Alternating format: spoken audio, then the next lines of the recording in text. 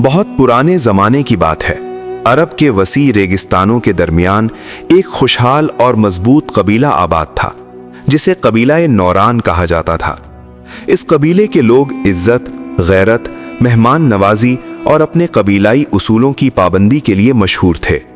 यहाँ के खैमे मजबूत थे, दिल नर्म थे और रस्में कदीम मगर वक़ार से भरी थीं। कबीले के एक किनारे पर खजूरों का एक बड़ा नखलिस्तान था, जहाँ से एक छोटी सी नहर बहती थी। इस नखलिस्तान के पास रहता था सईद, एक नर्म मिजाज, मेहनती, मजबूत और खुदा तरस नौजवान। वो अपने कबीले के सरदार का भरोसामंद आदमी था और उसकी हर बात में संजीदगी और वक़ार झलकता था। सईद कबीले के उन लोगों में था जो कम बोलते मगर हर बात पूरे वजन की होती। सईद की बीवी सना थी, खूबसूरत, नाजुक मगर अंदर से बेहद बेसब्र और ख्वाहिशों की दुनिया में गुम। सना हुस्न रखती थी मगर शुक्र नहीं। वो चाहती थी कि वो कबीले की अमीर औरतों जैसी जिंदगी जिए, जेवरात, खुशबुएं, बड़े खैमे, ऊंटों के काफिले और आए दिन नए नए कपड़े। सईद उसे मोहब्बत से समझाता, सना, इंसान का मकाम अल्लाह की रजा से बढ़ता है, सामान से नहीं।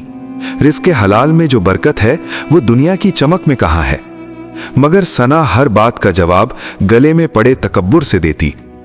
मोहब्बत से पेट नहीं भरता सईद। लोग मुझसे पूछते हैं कि तुम्हारा शौहर क्या देता है। औरत की इज्जत उसके जेवर और आसाइश में होती है। सईद अपनी नरमी के साथ खामोश रह जाता, मगर दिल में दर्द की एक पुरानी रेत जमा होती जाती। वक्त गुजरता गया मगर सना के दिल में कबीले की एक और औरत सराब की दोस्तियां गहरी होती गईं। सराब एक चालाक और दुनियादार औरत थी जो अक्सर सना से कहती, सना, तुम जैसी औरत इस मामूली खैमे में अच्छी नहीं लगती।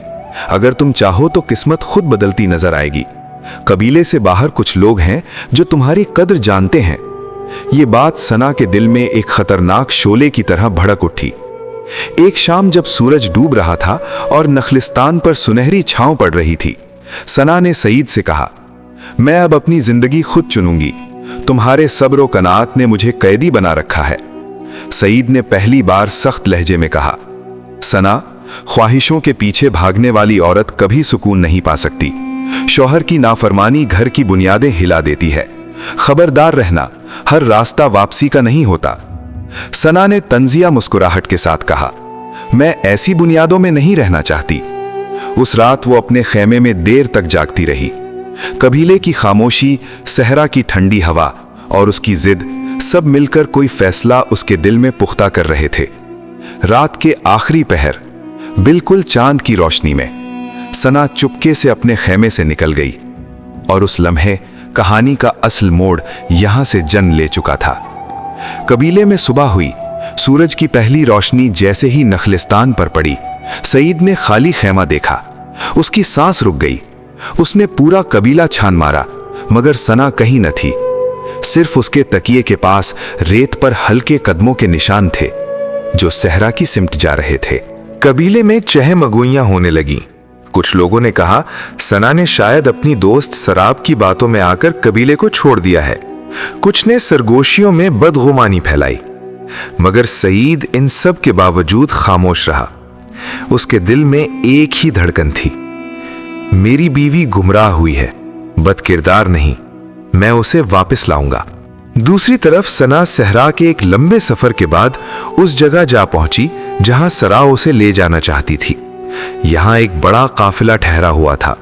खैमे बड़े, लोग चमकदार कपड़ों में, खुशबुओं की महक हर तरफ फैली हुई थी। सना को लगा जैसे ये वो दुनिया है जिसका वो ख्वाब देखती थी। काफिले के सरदार मालिक ने उसे देखा और मुस्कुरा कर कहा, तुम आज हमारे काफिले की मेहमान हो, जो चाहो पा सकती हो। सना को लगा जैसे तकदीर ने उसके कदमों में सोना बिछा दिया हो, मगर हकीकत सोना नहीं, आग थी। चंद दिन बाद सना को अंदाजा होने लगा कि यह काफिला दरअसल औरतों को खरीदने और बेचने का कारोबार करता है। मालिक की आंखों में जो नरमी नजर आती थी वो दरअसल एक दरिंदे की चाल थी। सना ने भागने की कोशिश की तो उसे रोककर कहा गया, औरत कबीला छोड़ दे तो उसकी हिफाजत भी उसके पीछे छोड़ दी जाती है। सना के लिए पहली बार खौफ ने दिल में जगह बनाई। उसे एहसास हुआ कि सईद की मोहब्बत, उसकी नरमी, उसकी कनात सब एक ढाल थी। वो रोई, गिड़गिड़ाई, मगर काफिले वाले बेरहम थे। इधर कबीला नौरान ने एक मुसाफिर फकीर आया जिसे लोग रास्ता देखने वाला कहते थे। वो दूर दराज के सफर करता और लोगों की आजमाइशों के बारे में अजीब अजीब बातें जानता था। उसने सईद को देखा और कहा, तेरी औरत जिंदा है मगर आजमाइश की कैद में है। अगर तुम उसे ढूंढने निकलोगे तो जान का सौदा होगा, और अगर ना निकलोगे तो तकदीर एक ऐसा फैसला सुनाएगी जिसका सदमा नस्लों तक याद रहेगा। सईद ने एक लम्हे की ताखीर के बगैर कहा, मैं अपनी बीवी को वापस लाऊंगा, ख्वाह मैं वापस आऊं या ना आऊं। फकीर ने उसे एक गहरा इशारा दिया, इस सिमत जाओ जहां शाम के वक्त रेत सुर्ख पड़ती है, वहां से एक वादी निकलती है।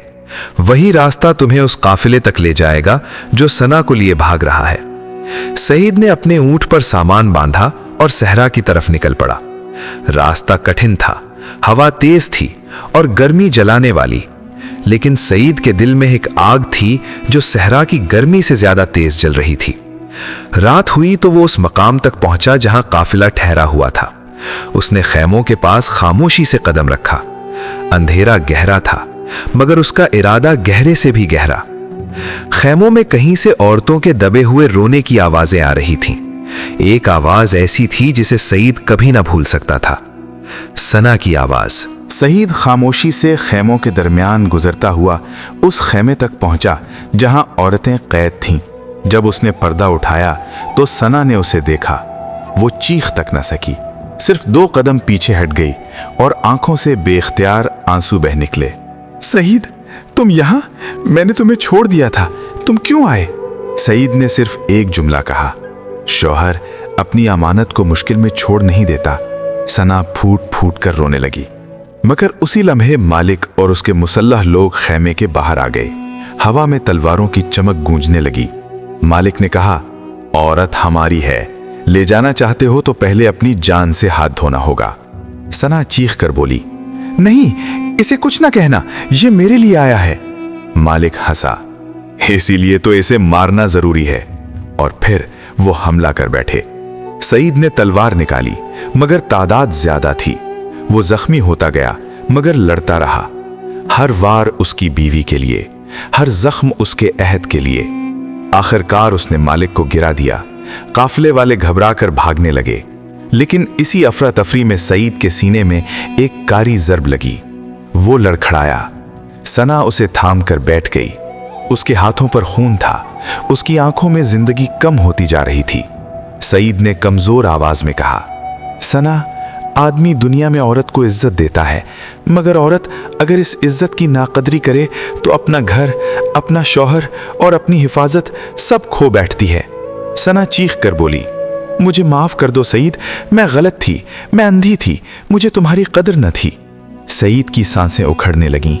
उसने आखिरी बार कहा, मैंने तुम्हें कभी छोड़ा नहीं, तुमने मुझे छोड़ा था, मगर मैं तुम्हें वापस लेने आ गया। और उसके साथ उसका हाथ सना की हथेली में ढीला पड़ गया। सना ने उसे हिलाया, रोई, चीखी, मगर सईद की रूह पुरसुकून हो गई थी। रात के सहरा में हवा ने एक सर्द लहजा इख्तियार किया। चांद ने जैसे अपना नूर कम कर लिया और सना की चीखें रेत में गुम होने लगीं। लेकिन असल झटका अभी बाकी था। कबीले के लोग सुबह इन्हें तलाश करते हुए पहुंचे तो हैरान रह गए। सना जमीन पर बैठी सईद के जिस्म के पास और उसकी आवाज मुकम्मल गुम हो गई। वो चीखना चाहती, बोलना चाहती, तौबा करना चाहती, मगर जुबान साथ न देती। डॉक्टर नहीं, हकीम नहीं, कोई भी नहीं बता सका कि ये क्या हुआ। कबीले के बूढ़े कहने लगे, जो औरत शौहर की नाफरमानी करती है, अल्लाह कभी कभी उसकी जुबान से कुव्वते बयान छीन लेता है, क्योंकि इसी जुबान ने घर का सुकून तोड़ा था। सना ने अपनी बाकी जिंदगी सईद की कब्र के पास तौबा करते हुए गुजारी। वो लिख नहीं सकती थी, बोल नहीं सकती थी, सिर्फ आंसू बहा सकती थी। और यही इस कहानी की सबसे बड़ी इबरत थी।